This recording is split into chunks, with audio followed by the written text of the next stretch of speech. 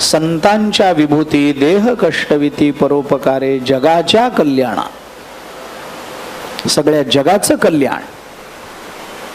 कितीतरी प्रमाण देता येतील, सोडून द्या. मी कशा करता आता हे बोलतो? परमात्म्याचा अवतार आपल्याला पाहायचा आहे, परमात्म्याचं चरित्र आपल्याला पाहायचं आहे. त्याच्याकरता अवतार ही काय संकल्पना आहे हे थोडंसं बघितलं पाहिजे म्हणून सांगतो. वेदांतामध्ये अवताराची सिद्धी न्यायशास्त्राने होऊ दिली नाही, त्याच्याकरता प्रयत्न केले, पण तो वेगळा विषय आहे. आत्ता जर मी सांगेन तर फराळाच्या आधीच झोप लागेल आपल्याला. न्यायशास्त्राने शंका घेतली, ईश्वरो नावतरते व्यापकत्वात, उदाहरण आकाशवत. आपल्या मताची सिद्धी करण्याकरता वेदांतामध्ये एक विशिष्ट भूमिका आहे. मला असं वाटतं, याला तत्वज्ञानामध्ये, वेदांतामध्ये, परमार्थामध्ये काही किंमत नाही.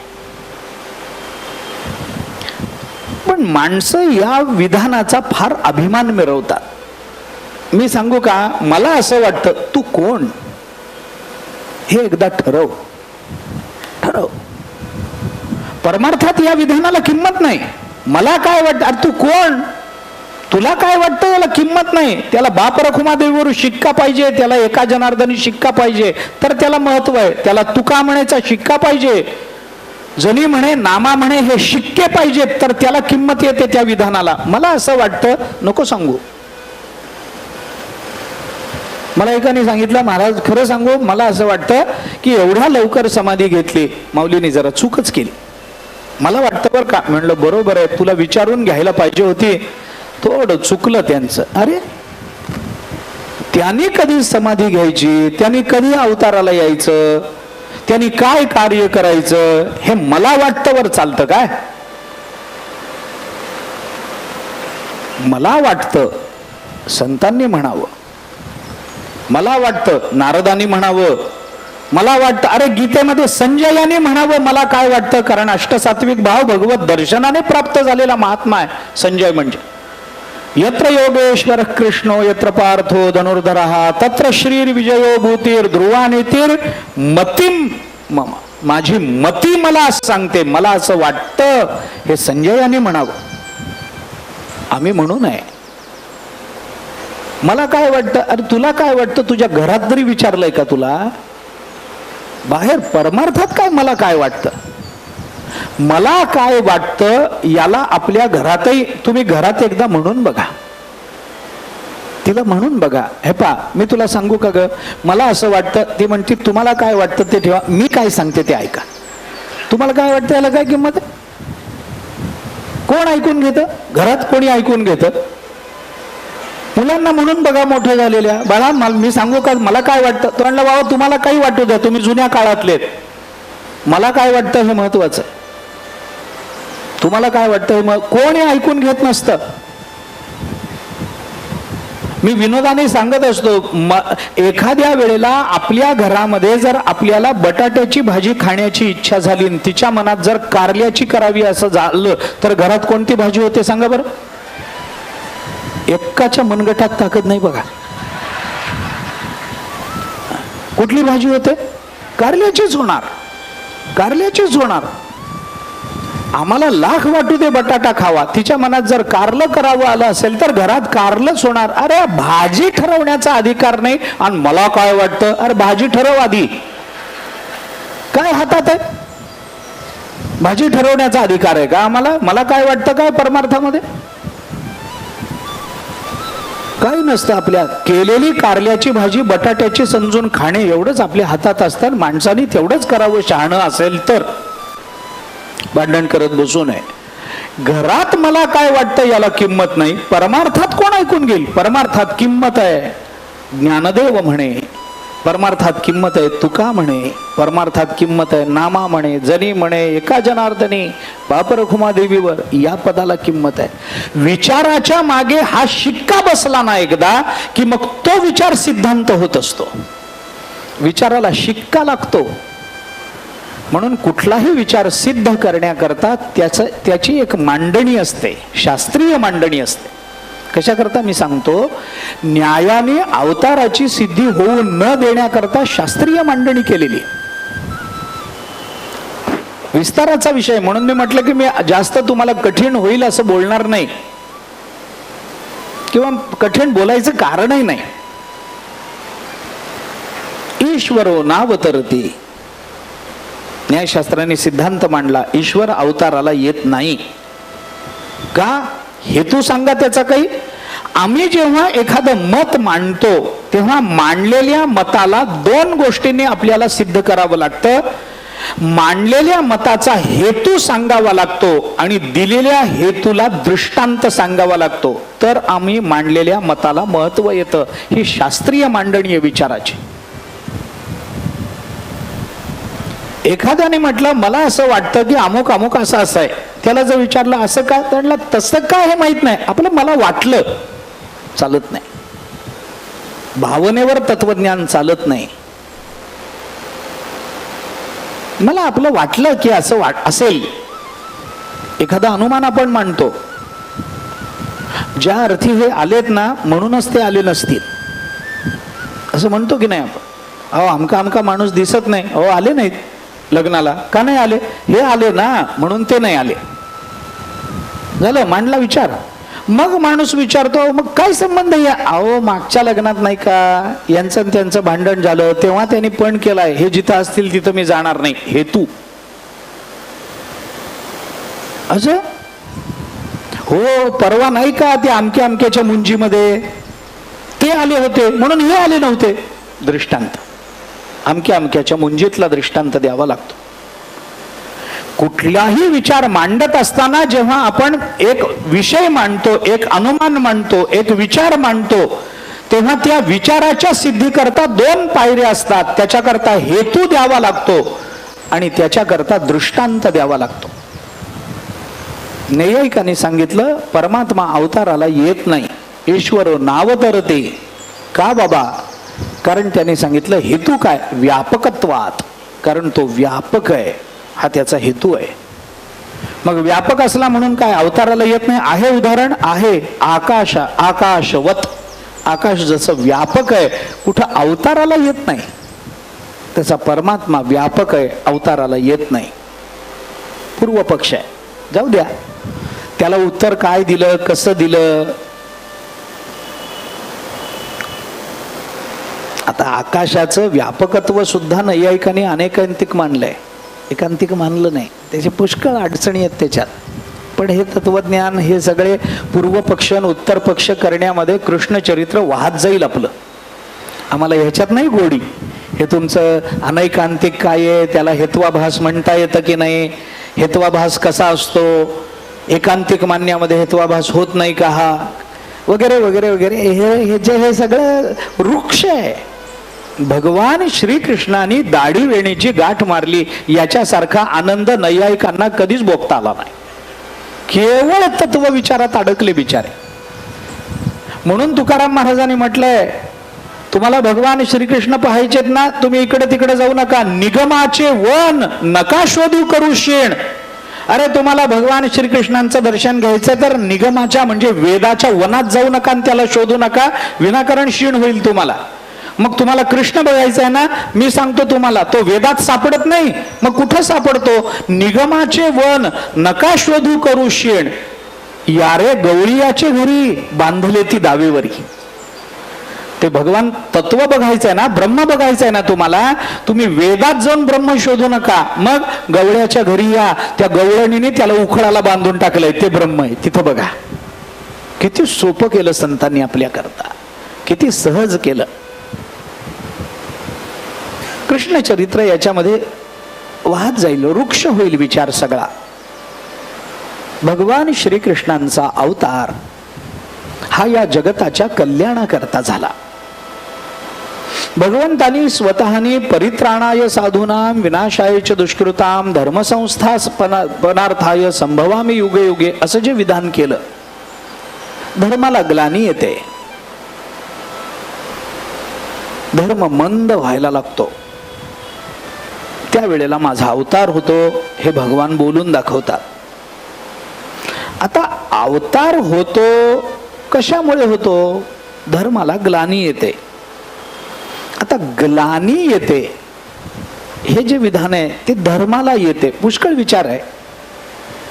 लोक म्हणतात हा काय धर्म आहे की ज्या धर्माला ग्लानी येते, कुंगी येते, झोप येते. एकाने सांगितलं काय तुमचा धर्म हो, तुमच्या धर्माला ग्लानी येते ना, असल्या धर्मात राहता कशाला? त्याला इतकंच सांगितलं पाहिजे आमच्या धर्माला ग्लानी येते तर आमच्या धर्माला येत नाही, मग येणारच नाही. कारण का? कारण मेलेल्याला ग्लानी येत नाही, ग्लानी जिवंताला येत असते. मेलेल्याला येत नाही. तीर्थस्वरूप वरदानंद भारती एक कथा गोष्ट सांगायची, अनेक वेळेला सांगितलेली. मी पुण्याला ऐकली मुक्ताबाईचं चरित्र सांगत असताना. एक माणूस आजारी पडला, त्याला डॉक्टरकडे नेलं. डॉक्टरने पुष्कळ तपासलं, औषध दिलं, थोडा वेळ बरं वाटलं, पुन्हा आजारी पडला. मग वेगवेगळे डॉक्टर झाले. मग मोठ्या डॉक्टरकडे नेलं आणि तो जो मोठा डॉक्टर असतो ना, त्यांनी सगळं तपासलं आणि त्यांनी सांगितलं तुमचे हे बाबा आजारी पडतात, मला कळलं का आजारी पडतात. त्यांनी सांगितलं जिवंत आहेत म्हणून, यांना मारून टाका, ह्याच्या पुढे आजारीच पडायचे नाहीत. धर्माला ग्लानी येते कारण धर्म जिवंत आहे, धर्म चेतन आहे. जगत कल्याणार्थ सिद्ध झालेला ग्रंथ हा धर्म आहे. परमात्मा अवताराला येतात. मग धर्माची ग्लानी दूर करण्याकरता जर भगवंताचा अवतार असेल, धर्माला आलेली ग्लानी दूर करण्याची रीती काय आहे? रीती काय आहे? ती रीती भगवंताने आपल्या अवताराच्या भूमिकेमध्ये आपल्याला सांगितली. परित्राणाय साधूनाम विनाशाय दुष्कृताम धर्म संस्थापनार्थाय.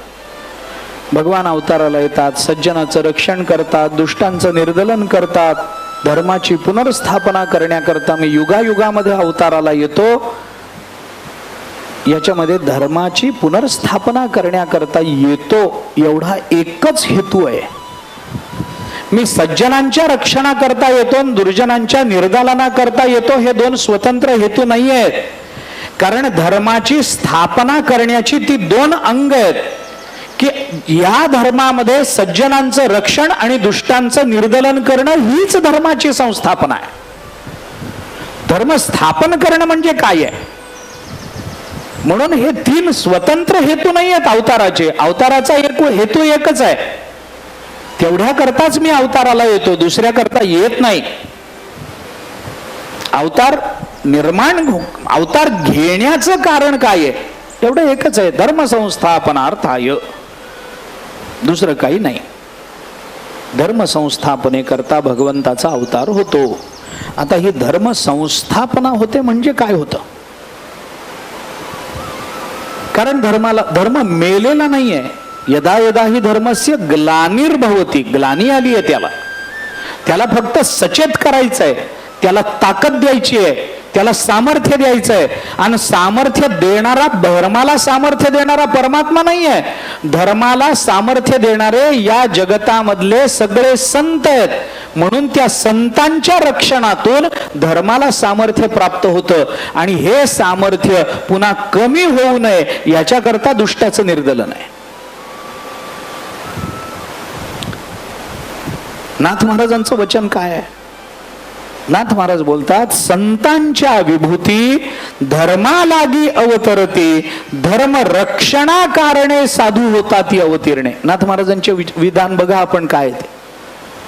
साधू आणि संत असे दोन शब्द वापरून नाथ महाराजांनी आपल्याला सांगितलं, धर्मालागी येतात ते संत आहेत, पण धर्म रक्षणा कारणे येतात ते साधू आहेत. धर्म रक्षणा करता सामर्थ्य लागतं आणि धर्म स्थिती करता सत्ता लागते. सत्ता आणि सामर्थ्य यांचं एकेंद्रीकरण जोपर्यंत होत नाही तोपर्यंत धर्माची पुनर्स्थापना होण्याचं स्वप्न बघता येत नसतं. याच्याकरता आपल्या भारतीय संस्कृतीमध्ये जिथून जिथून राजा हे तत्व आपल्याला पाहायला मिळतं, तिथं तिथं राजा एकटा कधीच नव्हता. कधीच नव्हता. रामचंद्र प्रभू राजे होते, पण त्यांच्या बरोबर साधू होते वसिष्ठ. तुम्ही कोणताही राजा काढा, त्याच्याबरोबर एक साधू आहे आपल्या संस्कृतीमध्ये. राजसत्तेबरोबर धर्मसत्तेचा विचार नेहमी केला गेला, कारण धर्मसत्ता हे साधुत्व आहे आणि नुसती राजसत्ता हे संतत्व आहे. म्हणून आपण जर अगदी पुढे जाऊन विचार केला, अगदी छत्रपती शिवाजी महाराजांपर्यंत जर आपण आलो, तर छत्रपती शिवाजी महाराज हे संत ठरतात आणि त्यांच्या बरोबरीनं तुकोबाराय आणि समर्थ हे ही जी धर्मसत्ता त्यांच्या बरोबरीनं राहते ते साधुत्व राहतं. जी राजसत्ता धर्मसत्तेला डावलून सत्तेच्या अभिनिवेशात राज्य करण्याचा प्रयत्न करते, ती सत्ता टिकत नाही, ती धर्म संस्थापना होत नाही.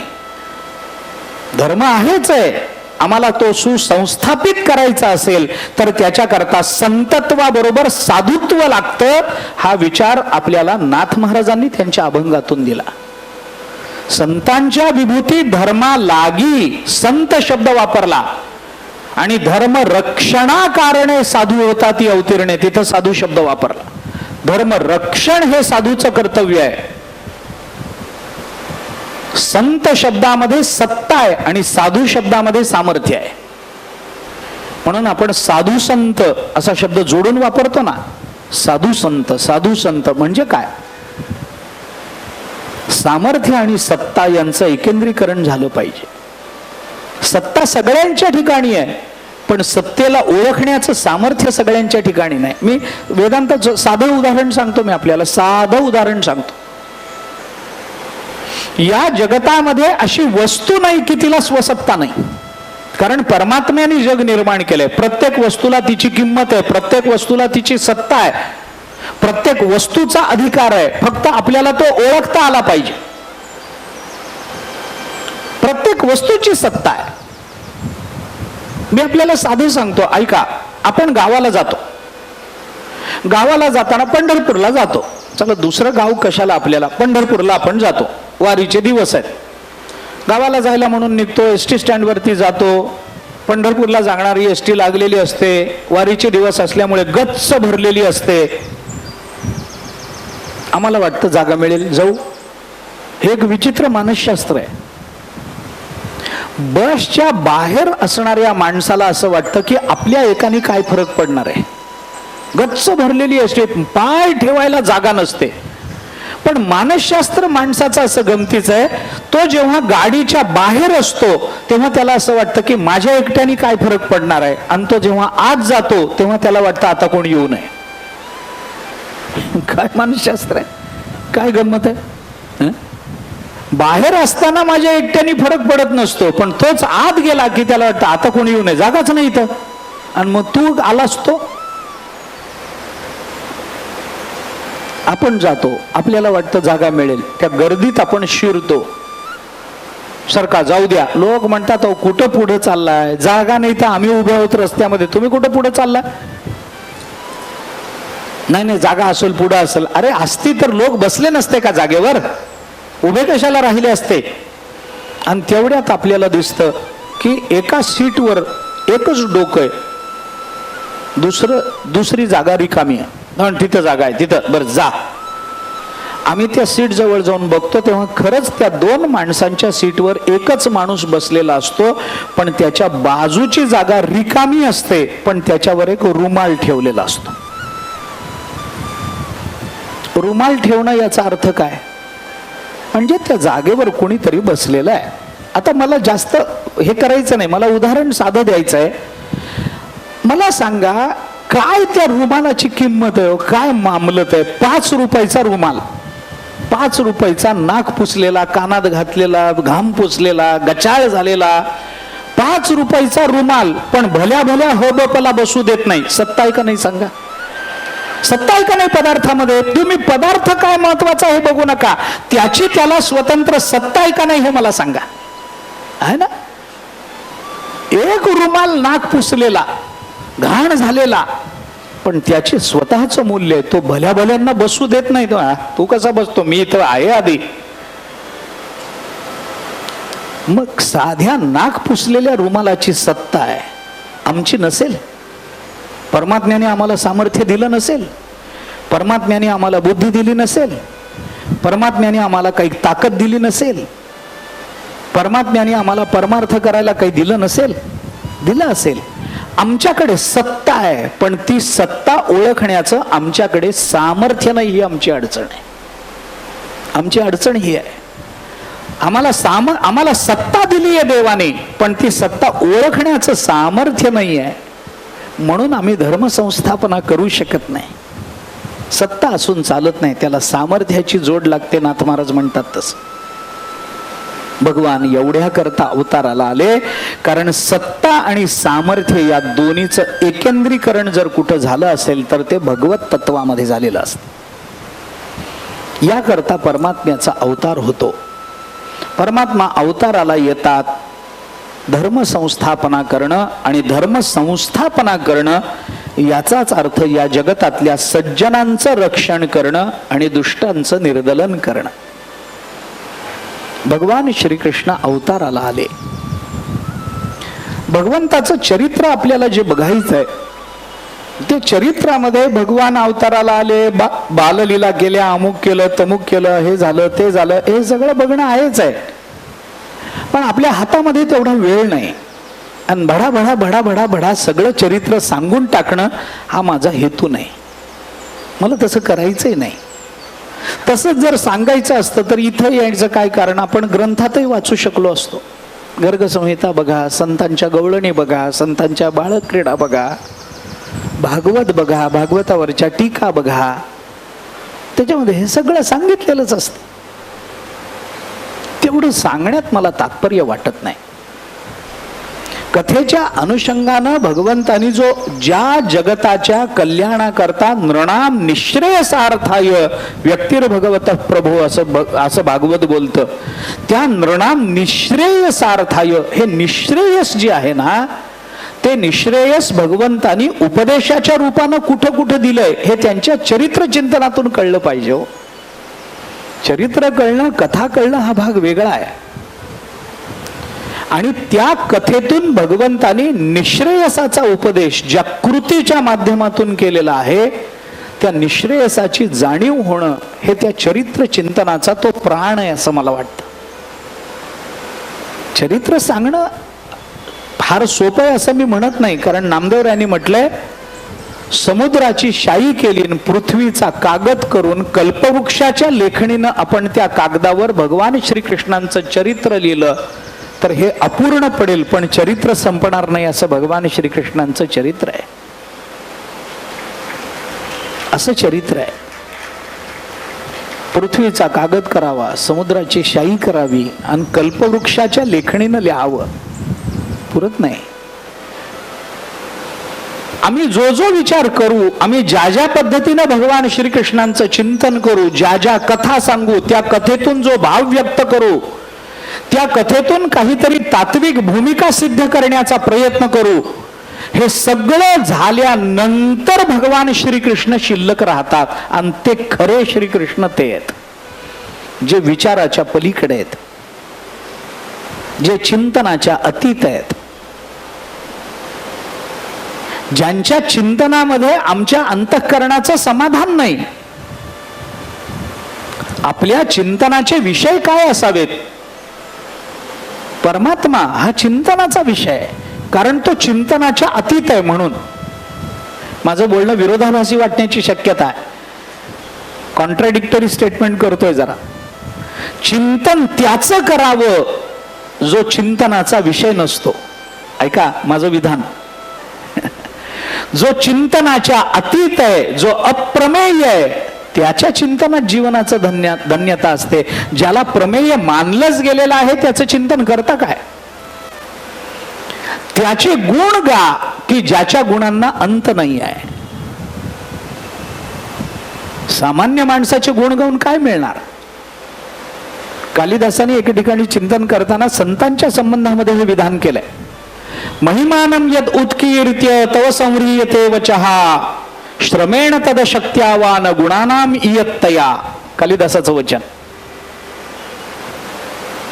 महिमानम यद उत्कीर्त्य, यांच्या गुणांची कीर्ती गाताना, यांचं महिमान गाताना काय होतं? तव संह्रियते वचहा, आमची वाणी बंद पडते. कशामुळे बंद पडते? श्रमेण तद अशक्त्यावा, ती श्रमानं अशक्त होते.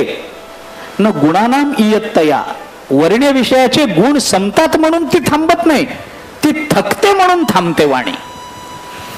वर्ण्य विषयाच्या गुणांची परिसमाप्ती वाणीला थांबवते हे खरं आहे, पण वाणी थांबण्याचं हे एकमेव कारण नाही आहे. वर्ण्य विषयाच्या गुणांची अनंतता सुद्धा वाणीला थांबायला कारण ठरत असते, वाणीला अशक्त बनवत असते. भगवान श्रीकृष्णांबद्दल आपण 2 तास बोलू, 5 तास बोलू, 10 तास बोलू, 15 तास बोलू, 24 तास बोलू, पण 24 तासानंतर पुढच्या दिवसातल्या पहिल्या तासाला किंवा 24 तास आम्ही भगवंताचे गुण गाऊ, पुढे येणाऱ्या 25व्या तासाला आपल्याला हे वाटेल की आपण 24 तास बोललोय, पण अजून बोलायचं राहिलंय. आपल्याला हे जाणवत राहील की हे सांगितलंय याच्यापेक्षा हे सांगायला पाहिजे होतं. आम्ही भगवंताचं अमुक सांगितलं, आम्ही भगवंताचं तमुक सांगितलं, अरे हे सांगण्यापेक्षा वेगळं सांगितलं असतं तर बरं झालं असतं.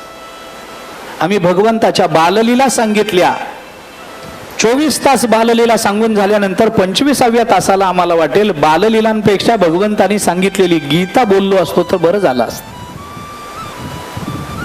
हे भगवंताचं अनंतत्व आहे, हे भगवंताचं व्यापकत्व आहे. त्यामुळे भगवान श्रीकृष्णांचं चरित्र मी मुद्दाम भगवान श्रीकृष्णांना चरित्र चिंतना करता शेवटी ठेवलं. बलराम दादा आणि सुभद्रेचं चरित्र पहिल्यांदा सांगितलं, कारण जर पहिल्यांदाच कृष्ण चरित्र सांगायला प्रारंभ केला असताना 7ही दिवस तेवढंच सांगावं लागलं असतं, या 2 चरित्राला बाजूला ठेवावं लागलं असतं आणि कृष्ण चरित्र आपण ऐकत आलेलो आहोत. भगवान श्रीकृष्णांचा अवतार भगवत विग्रह म्हणून झाला. आता हा भगवत विग्रह काय आहे? भगवत विग्रह कसा असतो? भगवत विग्रह म्हणजे काय याचा विचार आहे. ज्ञानेश्वरीच्या 6व्या अध्यायाच्या सुरुवातीला ज्ञानेश्वर महाराजांनी भगवान कोण याची व्याख्या सांगताना आपल्याला असं सांगितलं की हा परमात्मा दुसरा कोणी नाही आहे. भगवान कुणाला म्हणतात? जो भगवान आहे तो भगवान आहे. मग भग म्हणजे काय? ऐका यशस्वी औदार्य ज्ञान वैराग्य ऐश्वर्य हे 6ही गुण याला म्हणतात भग. आणि वसती जेथ तो भगवंत असा अर्थ ज्ञानोबाने केले. भगवान म्हणजे काय? भग ही संज्ञा कोणत्या अर्थाने लावली जाते? भग कशाला म्हणतात? आपल्याकडे आपण काय म्हणतो, एखाद्या जवळ गुण असले की त्याला गुणवान असं म्हणतो की नाही आपण? गुणवान म्हणजे काय? हे हे हे हे गुण याच्या जवळ आहेत त्याला गुणवान असं म्हणतात. लक्ष्मीवंत असं आपण म्हणतो किंवा लक्ष्मीवान असं आपण म्हणतो. म्हणजे काय? याच्या जवळ लक्ष्मी आहे म्हणून लक्ष्मीवान. तसं भगवान म्हणजे कोण? ज्याच्या जवळ भग आहे तो भगवान. भग म्हणजे काय? यश श्री औदार्य ज्ञान वैराग्य ऐश्वर्य या 6 गुणांना मिळून भग अशी संज्ञा आहे. आणि हे भग ज्याच्या जवळ आहे त्याला भगवान असं म्हणतात ज्ञानोबाने. म्हणून तो भगवंत निसंगाचा सांगात पार्था दत्तचित्त होई आता. 6व्या अध्यायाच्या सुरुवातीला ज्ञानोबा हे बोलून दाखवतात, यश श्री औदार्य ज्ञान वैराग्य ऐश्वर्य हे 6ही गुणवर्य वसती जेथ म्हणून तो भगवंत त्याला भगवान असं म्हणतात. ज्ञानोबारायांनी केलेल्या चिंतनामध्ये आणि भग या संज्ञेमध्ये सांगितलेल्या 6 गुणांचा विचार विष्णू पुराणात आला, पण थोडा वेगळा आला. विष्णू पुराण म्हणतं ऐश्वर्यस्य समग्रस्य धर्मस्य यशसः श्रियः वैराग्यस्य अथ मोक्षस्य षण्णाम भग इति स्मृतः. या 6ला भग असं म्हटलं जातं. कोणते 6? त्यांनी सांगितलेले 6 वेगळे. ऐश्वर्य, समग्र ऐश्वर्य, ऐश्वर्यस्य समग्रस्य. विष्णू पुराणामध्ये हा जो विचार आला, हा विचार अनेक ठिकाणी मांडला गेला, त्याच्यावर टीकाही झाल्या, म्हणजे त्याचं भाष्यही झालं. पण समग्र शब्द सगळीकडे लावायचा. ऐश्वर्यस्य समग्रस्य, धर्मस्य समग्र धर्मस्य, यशसः समग्र यशसः, समग्र श्रियः, समग्र वैराग्य.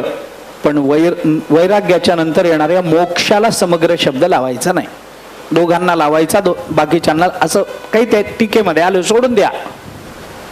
पण सगळं ऐश्वर्य, धर्म, यश, श्री, वैराग्य आणि मोक्ष या 6 गुणांना मिळून भग अशी संज्ञा आहे, असं विष्णू पुराणे म्हटलंय. अजून एक चिंतन, भगवान कुणाला म्हणावं या अर्थाने आपल्याला सांगितलं जातं. भगवान शब्दाची व्युत्पत्ती काय?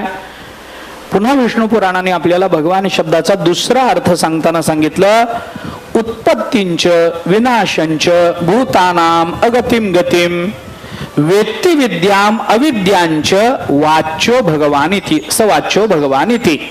भगवान कुणाला म्हणतात? ज्याला उत्पत्ती आणि नाश कळतो, ज्याला भूतांची गती आणि अगती कळते, आणि जो भूतांच्या ठिकाणी असणाऱ्या ज्ञान आणि अज्ञानाचा ज्ञाता आहे, त्याला भगवान असं म्हणतात. उत्पत्तींच विनाशंच भूतानाम अगतिम गतिम वेत्ती विद्याम अविद्यांच, त्याला विद्याही कळते आणि अविद्याही कळते, स वाच्यो भगवान इति, त्याला भगवान असं म्हटलं जातं. भगवान श्रीकृष्णांच्या चरित्रामध्ये हे सगळं बघायला मिळतं. ऐका, यश, श्री, औदार्य, ज्ञान, वैराग्य, ऐश्वर्य हे भगवान श्रीकृष्णांच्या चरित्रात दाखवायचं झालं तर आपल्याला आज आणि उद्याचा दिवस पुरणार नाही. भगवंताचं यश कसं आहे, भगवंताची कीर्ती कशी आहे. यश आपण बोलून आलो, यश म्हणजे कीर्ती आपण बोलून आलो. नास्ति येषाम यशः काये जरा मरणजं भयम्, कवींच्या बाबतीमध्ये हे सांगितलं जातं. असो, भगवंताची कीर्ती, भगवंताचं यश, यश शब्द दोन्ही अर्थाने घ्या, कीर्ती या अर्थाने घ्या आणि यश शब्द विजय, यश अपयश या जोडीतलं यश घ्या. भगवान श्रीकृष्णांना अपयश माहिती नाही, आतापर्यंत माहिती नाही. वयाच्या अवघ्या 5व्या दिवशी मारायला पूतना आली, यश. बकासूर आला, यश. तृणावर्ता आला, यश. कोणी जो महाबळ आला, यश. जो कोणी असुर समोर आला, कंस आला, यश. शिशुपाल आला, यश. बायकोला पळवून आणायचंय, यश. संतती निर्माण करणं, यश. सोन्याची नगरी निर्माण करणं, यश. अपयशाचा भगवान श्रीकृष्णांचा स्पर्श नाही. एक भूमिका मात्र त्यांना रणछोड दास म्हणतात, ती सांगितली जाते. तिथं भगवंताने अपयश घेतलं म्हटलं जातं, पण तिथे अपयश नाही, तेही यश म्हणून टीकाकारांनी फार सुंदर वर्णन केलंय त्याचं. पण आत्ता ते बोलत नाही. श्री, यशश्री, श्री शब्द. आता यश, अपयशातलं यश घ्या, यश म्हणजे कीर्ती घ्या, भगवान श्रीकृष्णांची कीर्ती. कृष्ण कीर्तीने झडपली, नाथ महाराजांनी रुक्मिणी स्वयंवर प्रसंगामध्ये सांगितलं. कृष्ण कीर्तीने झडपली, कीर्ती आहे. रुक्मिणी माता भगवंताशी लग्न करेपर्यंत रुक्मिणी मातेने भगवंताला बघितलं नव्हतं. हा काळा आहे का गोरा आहे, कसा दिसतो, उंच आहे का बुटका, काही माहिती नव्हतं. पण कृष्ण उपासना करणारे भगवत भक्त फिरत फिरत फिरत ज्या वेळेला रुक्मिणी मातेच्या घरी दरबारात येत असत, भीष्मकाच्या दरबारात येत असत, कृष्ण कीर्ती गात असत, ती कीर्ती ऐकून रुक्मिणी मातेला लक्षात आलं की आपला नवरा आहे तो हाच आहे. म्हणून नाथ महाराजांनी फार चांगले शब्द, कृष्ण कीर्तीने झडपली, ती झडपली आहे कीर्तीनं. आणि मग त्या सुदैवांबरोबर, ब्राह्मणाबरोबर रुक्मिणी मातेने पत्र पाठवलं आणि ती कीर्ती ऐकल्यामुळेच त्यांना, नाहीतर बघण्याचा काय संबंध आहे, बघितलं नव्हतं. पण न बघता सुद्धा भगवान श्रीकृष्णांना रुक्मिणी माता सुंदर म्हणते. बघा पत्र आपण, पहिला श्लोक, पहिलंच चरण. श्रुत्वा गुणान भुवन सुंदर शृण्वतांते शृण्वतांते निर्विश्य कर्ण विवरैहि हरतोंगतापम रूपम दृशाम दृशिमताम अखिलार्थलाभम त्वय्यच्युता विशति चित्तमपत्रपम मे कात्वा मुकुंद महती कुलशील रूप. सगळेच्या सगळे श्लोक बघा आपण. रुक्मिणी माता देवाला म्हणते, देवा तुमच्या गुणांचं श्रवण आम्ही केलं आणि त्या श्रवणातून आम्हाला हे कळलं की तुम्ही त्रिभुवनात सुंदर आहात. त्रिभुवनात म्हणून आपण परवा बोललो ना, सौंदर्याची मीमांसा जेव्हा सौंदर्य शास्त्रांनी केली तेव्हा दोन प्रकारच्या सौंदर्याची भूमिका मांडली. एक रूपात्मक सौंदर्य आहे, एक गुणात्मक सौंदर्य आहे. रुक्मिणी माता गुणात्मक सौंदर्याचा विचार आधी सांगते. श्रुत्वा गुणान भुवन सुंदर शृण्वतांते. कीर्ती कशाला म्हणतात? कीर्ती बघायची नसते. कीर्ती हा ऐकण्याचा विषय, तो बघण्याचा विषय नाही. बघण्याचा विषय कीर्तिमानाचं रूप आहे, कीर्तिमानाची क्रिया हा बघण्याचा विषय आहे. नुसती कीर्ती हा ऐकण्याचा विषय आहे. भगवान श्रीकृष्णांची कीर्ती ऐकली नाही असा माणूस नाही. भगवान श्रीकृष्ण हा शब्द ज्याने ऐकला नाही असा माणूस नाही. आणि जो ऐकला, जो ऐकत नाही, किंवा उलट बोलतो थोडं, भगवान श्रीकृष्णांची कीर्ती ऐकली नाही किंवा भगवान श्रीकृष्ण हा शब्द ऐकला नाही असा माणूस नाही. आणि ज्याने ऐकला नाही तो माणूसच नाही. बघा, विचार करा, तो माणूसच नाही. मग बहुतेक ते जनावर असलं पाहिजे, बहुतेक तो मनुष्य तर प्राणी असला पाहिजे. दुष्टांनी ऐकली, सज्जनांनी ऐकले. रुक्मिणी माता म्हणते, देवा तुमची कीर्ती आमच्या कानात गेली. श्रुत्वा गुणान, कसं कळलं आम्हाला? भुवन सुंदर शृण्वतांते. आम्ही तुमची कीर्ती ऐकली, तुमचे गुण ऐकले. शृण्वतांते निर्विश्य कर्णविवरैहि, आमच्या कानातून हे गुण आत गेले. निर्विश्य कर्णविवरैहि, कर्णविवरामधून आत गेले. आणि त्यांनी काय केलं? हरतोंग तापम, आमच्या जीवनातला तापच नष्ट केला.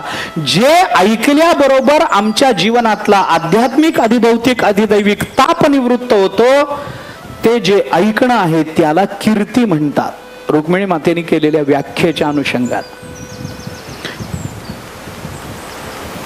निर्विश्य कर्ण विवरही, काय केलं त्या गुणांनी? हरतोंग तापम, आमच्या जीवनातला तापच नष्ट केला, दुःखच नष्ट केलं. ज्या श्रवणाने दुःख निवृत्ती होते त्या श्रवणाला कीर्ती श्रवण म्हणतात. आणि देवा हे झालं गुणात्मक सौंदर्य. रूपात्मक सौंदर्य, रूपम दृशाम दृशिमताम अखिलार्थलाभम, जे रूप बघितल्यानंतर जगतातले सगळे लाभ प्राप्त होतात त्याला सुंदर रूप असं म्हणतात. ते रूपात्मक सौंदर्य आहे. म्हणून त्वय्यच्युता विशति चित्तमपत्रपम मे, त्याला सुंदर म्हणतात. आपल्या विष्णू सहस्त्रनामामध्ये भगवंताचं एक नाव आलं की नाही, सुंदर. उद्भव सुंदर सुंदो रत्ननाभ सुलोचन अर्को वाजसन शृंगी जयंत सर्व विजयी, आलं ना? उद्भव सुंदर, सुंदर शब्द वापरला. विष्णू सहस्त्रनामावरती जगद्गुरु शंकराचार्यांचं भाष्य आहे, रामानुजाचार्यांचं भाष्य आहे. आचार्यांनी या भाष्यामध्ये असं म्हटलंय, सुंदर कशाला म्हणतात? विश्वातिशायी सौभाग्यशालित्वात सुंदर. सुंदर शब्द कशा अर्थाने घ्यायचा? विश्वातिशायी सौभाग्यशालित्वात, सकल विश्वातलं सकल सौभाग्य ज्याच्या वाट्याला येतं त्याला सुंदर म्हणतात. सकल विश्वातलं सकल सौभाग्य विश्वातिशायी सौभाग्यशालित्वात सुंदर. आचार्यांनी सुंदर शब्दाची व्याख्या केली, त्याला सुंदर म्हणतात. आणि सकल विश्वातलं सकल सौभाग्य यांच्या वाट्याला आलं. म्हणून सौभाग्याचा आणि सौंदर्याचा असा अतूट संबंध आहे हे लक्षात घेऊन ज्ञानोबारांनी भगवंताचं वर्णन केलं. सौभाग्य सुंदरू लावण्य सागरू बाप रखुमा देवीवरू श्री विठ्ठलू. हे सौंदर्य. भगवान श्रीकृष्ण सुंदर आहे. कालिदासाने सौंदर्याची व्याख्या करताना म्हटलंय प्रतिक्षणम यन्नवतामुपैति तदेव रूपम रमणीयतायाः. त्या रूपाला रमणीय म्हणा, त्या रूपाला सुंदर म्हणा की ज्या रूपाच्या दर्शनात प्रत्येक वेळेला नव्याने अनुभूती येते. प्रतिक्षणम यन्नवताम, प्रत्येक क्षणी जे नवं वाटतं त्याला सुंदर म्हणा. आणि पांडुरंगरायाचं रूप बघा, प्रत्येक क्षणी नवीन आहे, प्रत्येक क्षणी नवीन.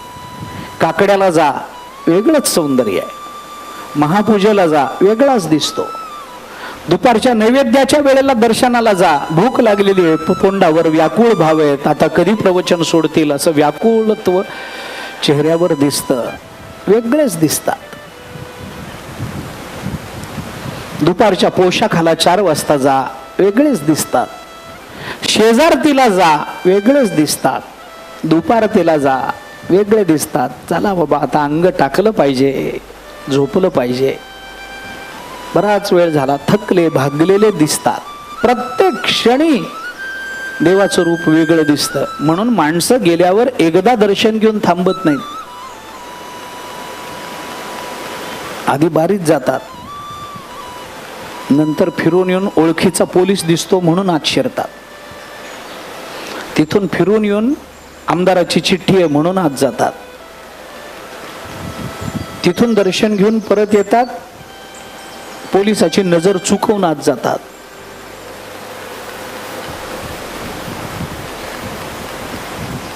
काय करायचं मला?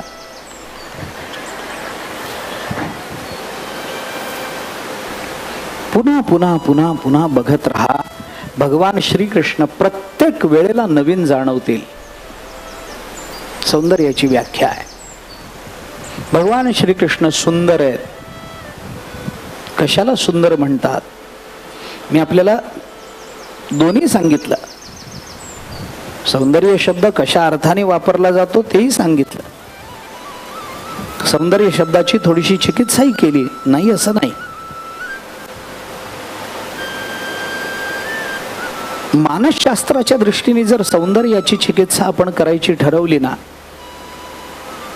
तर सौंदर्य कशाला म्हणतात, सौंदर्याची नेमकी व्याख्या काय? मानसशास्त्राने सौंदर्य वेगळ्या अर्थाने मांड, मी तेही सांगतो. त्याचं काय झालंय, मानसशास्त्र हा विषय एवढ्या अलीकडच्या 100-150 काळाचा इतिहास आहे. या विषयाला फार पूर्वीचा विषय नाहीये मानसशास्त्र हा. स्वतंत्रता त्याला मिळाली या 100-150 वर्षातली आहे. 200 वर्षात मानसशास्त्र, सायकोलॉजी हा विषय स्वतंत्र झाला. त्याला फार मोठा इतिहास नाही आहे. आता 150-200 वर्षापूर्वी तो वेगळा झाला. त्याच्या पूर्वी मानसशास्त्र तत्वज्ञानात अंतर्भूत होतं. म्हणून आजही पतंजल योगसूत्राला भारतीय मानसशास्त्र असं म्हटलं जातं. पतंजल योगसूत्र म्हणजे भारतीय मानसशास्त्र आहे. आणि त्या मानसशास्त्राच्या आधारानं सौंदर्याची व्याख्या करायची झाली तर असं सांगितलं जातं की किमप्यस्ति स्वभावेन सुंदरम वापि असुंदरम यदेव रोचते यस्मै भवेत तस्य सुंदरम. मानसशास्त्र बोलतं सुंदर कशाला म्हणतात. किमप्यस्ति स्वभावेन सुंदरम वाप्य सुंदरम. अरे वस्तू काय स्वभावानं सुंदर किंवा असुंदर असते काय? नाही. मग कशाला सुंदर म्हणतात? सुंदर त्याला म्हणतात यदेव रोचते यस्मै भवेत तस्य सुंदर. ज्या वेळेला ज्या वस्तूने आमच्या मनाचा ठाव घेतलेला असतो त्या वेळेला ती वस्तू सुंदर दिसते. यदेव रोचते यस्मै, ज्या वेळेला जे आवडलेलं असतं त्या वेळेला ते सुंदर दिसतं. त्या वेळेपुरतं ते आवडलेलं असतं ते सौंदर्य, पण ते सौंदर्य पारमार्थिक नाही. ती वेळ असते आवडण्याची. म्हणून तर लग्न केल्यानंतर कालांतराने पश्चाताप होतो. उगी गंमत म्हणून सांगतो, पण ठरतं त्या वेळेला तेच आवडलेलं असतं, कारण तेच सुंदर दिसतं, कारण त्या वेळेला त्याची आवश्यकता असते. यदेव रोचते त्या वेळेपुरतं. मग नंतर कळतं कुठून दुर्बुद्धी झाली.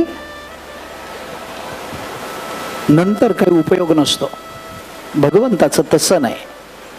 भगवंतानी एकदा चित्ताचा ठाव घेतला की भगवान बाहेर जात नाही. यदेव रोचते यस्मै भवेत् तस्य सुंदरम, एकदा रोचते कायमच रोचते. भगवान अंतःकरणातून बाहेर जात नाहीत. त्यांचं रूपच असं आहे, तिथं गेलेलं मन परतच येत नाही. तिथं गेलेलं माघारी येत नाही, परत माघारी येत नाही, येत नाही. तुझ पाहता सामोरी दृष्टी न फिरे माघारी, माझ्या चित्ता तुझ्या पाया मिठी पडली पंढरी राया. तुकोबराय गोड बोलतात. मी का बोलतो हे सगळं? भगवान श्रीकृष्णांचं जे चरित्र आपल्याला बघायचंय, त्या चरित्राचा विचार प्रसंगानुरूप करायचा ठरला तर आपल्याला वेळ पुरणार नाही. पण ऐका, यश, यश नंतर यश म्हणजे कीर्ती, तिथून आपण निघालो हा विचार करत. दुसरा गुण सांगितला श्री, लक्ष्मी, कायम भगवंताबरोबर. परवा बोलून आलो मी, विस्तार करत नाही आत्ता. महाभारताने विष्णू लक्ष्मी आणि राज्य लक्ष्मी अशा दोन पद्धतीच्या लक्ष्मीचा विचार केलाय. त्याच्यातली विष्णू लक्ष्मी भगवंताला सोडून कधीही राहत नाही. अवतार कोणताही असू देत, कोणताही अवतार असू देत, त्या अवतारात भगवंताचं लग्न झालं का न झालं याच्याशी घेणं देणं नाही. तिथं लक्ष्मी असते हे नक्की आहे. वामन अवतारामध्ये भगवंताचं कुठं लग्न आहे? वामन अवतार लहान अवतार आहे, काही त्याच्या लग्नाचा विचार नाही. बळीला पाताळात घातलं, अवतार समाप्ती करून टाकली, लग्न कुठं झालं? लग्न नव्हतं. पण वामन अवतारामध्ये भगवंताने आपल्या हातामध्ये जी छत्री धरली होती, त्या छत्रीच्या रूपानं लक्ष्मी त्यांच्या बरोबर आहे. दत्त अवतारामध्ये कुठे लग्न? लग्न नाहीये. पण दत्त अवतारात त्यांच्या बरोबर असणाऱ्या कामधेनूच्या रूपानं लक्ष्मी त्यांच्या बरोबर आहे. बद्री नारायण दोन्ही आपण माहिती आहे. भगवान श्रीकृष्ण आणि अर्जुनाचा विचार आपण करतो. नरनारायणाच्या रूपामध्ये लग्न नाही आहे. नरनारायण या रूपामध्ये लग्न नाही आहे. पण नरनारायणाचा अवतार ज्या बदरिकाश्रमामध्ये झाला, ज्या झाडाखाली नरनारायण बसले, त्या बदरी वृक्षाच्या रूपानं लक्ष्मी त्यांच्या बरोबर राहिली. रामावतारामध्ये सीता मातेच्या रूपाने आहे. कृष्ण अवतारामध्ये रुक्मिणी मातेच्या रूपाने आहे. त्या त्या अवतारामध्ये लक्ष्मी त्यांच्या बरोबर आहे. ऐका, यश, श्री, परमात्म्याचं औदार्य. आता याची उदाहरणं किती सांगू मी आपल्याला? परमात्म्याची ज्ञान स्वरूपता, परमात्म्याचं वैराग्य, परमात्म्याचं ऐश्वर्य, हे सगळं ज्याच्या जवळ आहे त्याला भगवान असं म्हटलं जातं. उत्पत्तींच विनाशंच भूतानाम अगतिम गतिम वेत्ती विद्याम अविद्यांच सवाच्यो भगवान इति. त्याला ज्ञानही कळतं, अज्ञानही कळतं. कारण ज्ञानाचाही तो साक्षी आहे आणि अज्ञानाचाही तोच साक्षी आहे.